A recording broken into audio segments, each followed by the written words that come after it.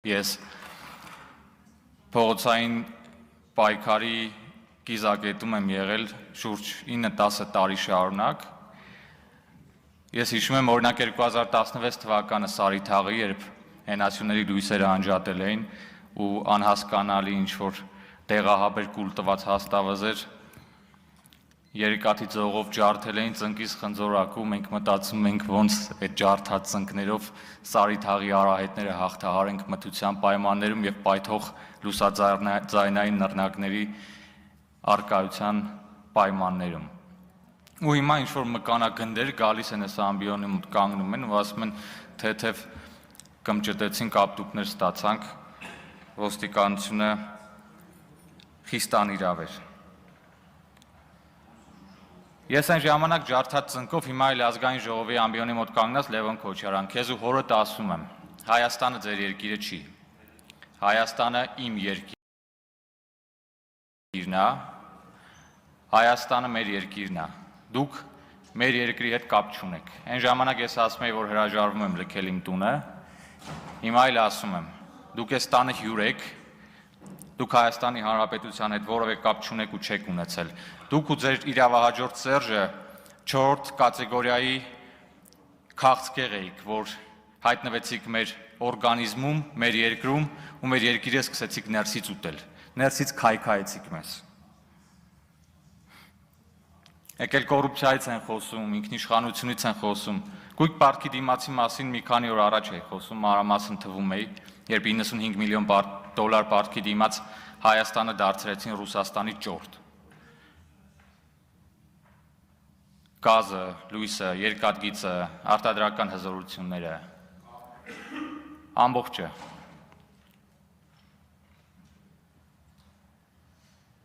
Այս մարդկանց պետք է բացատրել, որ իրենց հետ այս դահլիճում նստում է Անուշ Քլոյանը, իմ շատ լավ գործընկեր։ Լևոն Քոչարյան, գիտես ով է Անուշ Քլոյանը։ Մարտի 1-ին Երևանի կենտրոնում սպանված Գոր Քլոյանի հարազատ քույրն է։ Հայրդ Անուշ Քլոյանի հորը ասելու բան ունի, թե չէ։ Հայրդ Վազգեն Սարգսյանի ու Կարեն Դեմիրճյանի ընտանիքի անդամներին ասելու բան ունի, թե չէ։ Իհարկե չէ։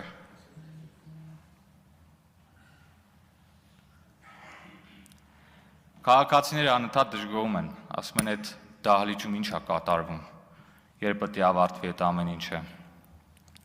2021 թվականին հարգելի քաղաքացիներ, 270,369 մարդ չկեղծված ընտրություններում գնացել ու ձայն ա տվել ֆիտոսանիտարական մաքրման ենթակա այս խմբակին ու բերել նստացրել ազգային ժողովի նիստերի դահլիճում տալով պատգամավորի մանդատ։ Ես լավ եմ հիշում Լոռու մարզում, Ալավերդի խոշորացված համայնքում նախընտրական շտաբն է ղեկավարում, շատ լավ հիշում եմ ովքեր էին սրանց նախընտրական շտաբերի ղեկավարները, ինչքան նախկին կյանքի մեռել կար, նախկին գյուղապետեր, չգիտեմ, մարզպետներ, եսիմ ովքեր, որ սրանց ժամանակ մարդկանց խմելու ջրի խողովակները հանել տարեգես են սարքել իրանց համար, երեխեքի մանկապարտեզները սեփականացրել տուն են սարքել իրենց համար, դարել են սրանց շտաբի պետերը։ Ու մեկը սրա խնդրելով, մեկը նրա խնդրելով, մեկը այս նախկին գյուղապետի խնդրելով, մեկը այն նախկին մարզպետի խնդրելով։ Ահա թիվը 270,369, մեզանից մի դժգոհեք։ Ես չեմ տեսնում այլ ճանապարհ Լևոն Քոչարյանի ու նրա նմանների հետ այս դահլիճում նստելու։ Ես սկզբունքորեն չեմ կարող ուրիշ բան ասեմ։ Ես որտեվ ես համարում եմ, որ Լևոն Քոչարյանը իր հերը, իր հորը հաջորդած Սերժը իմ երկիրը ներսից կերել են։ Քաղցկեղի պես 4-րդ կատեգորիայի, 4-րդ ստադիայի։ Ես գաղափարական բանավեճի հեռանկար այս ամբիոնից չեմ տեսնում այս մարդկանց հետ։ Եվ ամփոփելով խնդրանքս կոչս հորդորս ձեզ, 2026 թվականին լինելու են համապետական ընտրություններ։ Տիկին Աննա Հակոբյանի մասին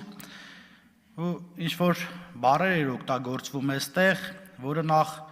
հարիր չէր ազգային ժողովի պատգամավորուհուն նման արտահայտություններ շաղ տալ եւ նաեւ Պարոն Մինասյանը այստեղից խոսում էր, որ մեր նախկին ղեկավարների եւ այլնի մասին մի խոսացեք։ Հիմա ես ինչ եմ ուզում ասել։ Նախանձություն կա անկեղծ ասած մեջները ընդդեմ Տիկին Հակոբյան, որովհետեւ Տիկին Հակոբյանը երբ գալիս է մարզեր, կրթվել է նորաձևա շրջանակներում, դուք ուղղակիորեն պետքա տեսնեք իրեն ոնց են դիմավորում, ուղղակիորեն իրեն ոնց են սիրում։ Հիմա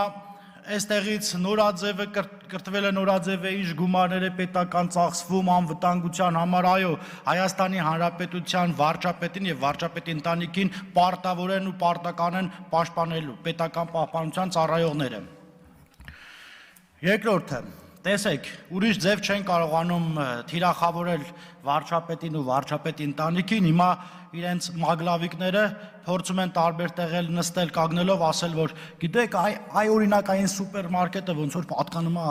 վարչապետի տիկնոջ, ասենք հարց, ինչի ասում է, բա որը տես չի խիա տենց արագ զարգանում։ Ասենց սուտ լուրեր, Հայաստանի Հանրապետության քաղաքացի այդ լուրերը ստահոտ են։ Նախ ողորմած տատս էր ասում էշնիչ գիտի, նուշնին չա, դե անկիրթ մարդիկ չգիտեն, կրթվելու իմաստը որն է, այո, բոլորս կրթվելու կարիք ունենք, միայն անգետ տգետ մարդն ասում, որ ինքը ամեն ինչ գիտի և իրեն պետք չի կրթվել և ես շնորհակալություն եմ հայտնում Տիկին Հակոբյանին, ես կրթվել է նորաձևե շրջանակներում մեր հանրությանն ու հասարակությանը ավելի կրթված դարձնելու համար։ Երկրորդ մասով, երեք ստեից մի տիկին ասում է, այ Կոնջորյանի կինը աշխատում է Հայփոստում, այդ տիկինը իր թերթով մի օր էլ գրել էր, որ իմ կինը առաջատար մասնագետ է, տխրեցնեմ իրեն, իմ կինը երբեք չի եղել առաջատար մասնագետ, իմ կինը կրտսեր է եղել, հետո գլխավոր ու ընդ որում 2016 թվականից դա իմ հետ կապ չունի, դե պարզ է, որ պետք է թիրախավորի գրի, բայց ես ինչ եմ ուզում ասել, օրինակ մեր կանայք պարկեշտ ընտանիքի հարցներ են և իրենց թույլ չեն տալիս այս թիմից փախչել, թռնել այն մյուս թիմ, կամ ինչ-որ մարդկանցով գալ մարդ դառնալ ու այդ մարդկությունը մի անգամից մոռանալ։ Օրինակ ինձ հետաքրքիր է, էլի, եթե չլիներ ոմանց քավորները, նրանք չհայտնվեին իմ քայլի ցուցակում, երբևիցե կպատկերացնեին մի օր, որ կդառնան պատգամավոր, այդ ընթացքում էլ մեր մասին գրում են, այ օրինակ, որ Վարազդատ Կարապետյանը դիմում չգրեր, Նարեկ Գրիգորյան չէր հայտնվեն, Նարեկ Գրիգորյանը մաքուր ձայն է տարել, ձեր հետ է մրցել, ի դեպ։ 4 ձեն էր երևի տարբերությունը, չգիտեմ, ամբողջ մի հսկա օլիգարխիա էր աշխատում այն ժամանակ ձեր համար։ Հարգելի ընդդիմություն, ինչքան գովերգում եք Ռոբերտ Քոչարյանին, այնքան ավելի խորն եք փորում ձեր քաղաքական փոսը, ձեր քաղաքական